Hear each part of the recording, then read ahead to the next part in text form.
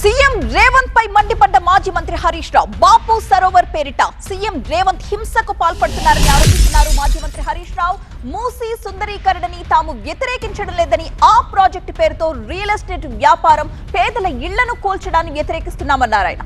Musi పునరుజ్జీవం project మొదటి దశలో 21 కిలోమీటర్ల మేర పనుల కోసం ప్రభుత్వం భూసేకరణ ప్రారంభించింది.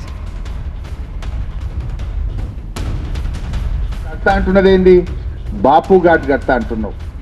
బాపు ఘాట్ ను ఆరాధించే వాళ్ళు ఉండాలి తప్ప బాపు ఘాట్ నిర్మాణం పేరిట బాధితులు ఉండకూడదు. గాంధీజీ గారు ఆయన అహింసావాది. ఆ అహింసామూర్తి విగ్రహాన్ని పెట్టడానికి రేవంత్ రెడ్డి హింసా మార్గాన్ని ఎన్నుకున్నాడు. అహింసామూర్తి విగ్రహం పెట్టడానికి హింసా మార్గంలో బలవంతంగా మెడ మీద కత్తి పెట్టి మీరు ఇల్లు ఖాళీ చేస్తారా కూల్చమంటారా అని మాట్లాడుతున్నాడు.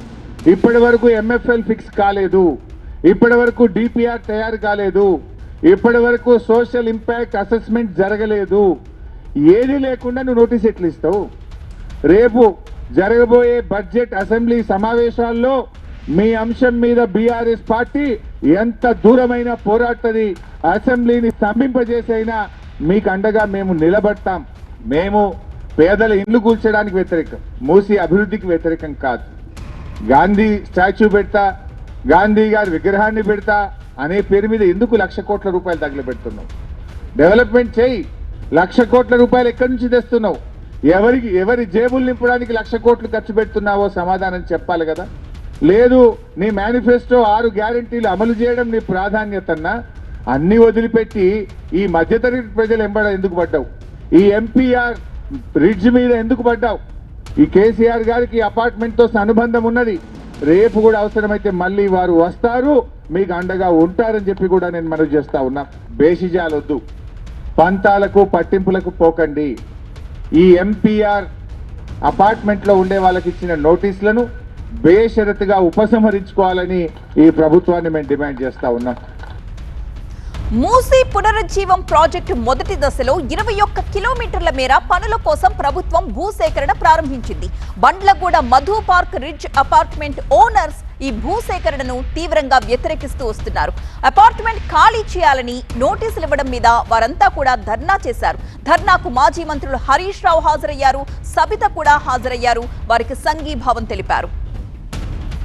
అవసరం లేకున్నా మధు పార్క్ రిడ్జ్ వాసులపై రేవంత్ ప్రభుత్వం అరాచకం చేస్తోందని, ఈ అరాచకాన్ని సహించేది లేదని, బాధితులకు బీఆర్ఎస్ పార్టీ అండగా ఉంటుందని అన్నారు మాజీ మంత్రి సబితా ఇంద్రారెడ్డి. రంగారెడ్డి జిల్లాలో ఎక్కడ చూసినా ల్యాండ్ అక్విజిషన్స్, ఎక్కడ చూసినా భూములు లాక్కోవడం, ఎక్కడ చూసినా ఇండ్లు కూలగొట్టడం, అరాచకం అనేది జరుగుతూ ఉంది. 400 కుటుంబాలు ఇక్కడ ఉన్నాము. జీవితంలో కష్టపడి సంపాదించుకునేదంతా ఇండ్ల మీద పెట్టి మేము ఏదో ఇక్కడ కొనుక్కున్నాము. ఇదంతా అక్వైట్ చేయడానికి ఇంత పోలీసునో లేకపోతే ఇంత నోటీసులు ఇచ్చి ఇంత హంగామా ఎందుకు చేస్తున్నారండి ముఖ్యమంత్రి గారు? ఒక 10 రూపాయలు పెట్టి విషయం తీసుకొచ్చి వాటర్ ట్యాంక్లో కలపండి అన్నది.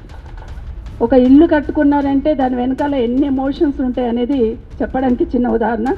ఖచ్చితంగా ఎట్టి పరిస్థితులలో నిజంగా ఈ ప్రభుత్వానికి మానవత్వం అనేది ఉంటే అవసరం లేని దగ్గర కూడా అరాచకం సృష్టించే ప్రయత్నం చేస్తూ ఉన్నారు.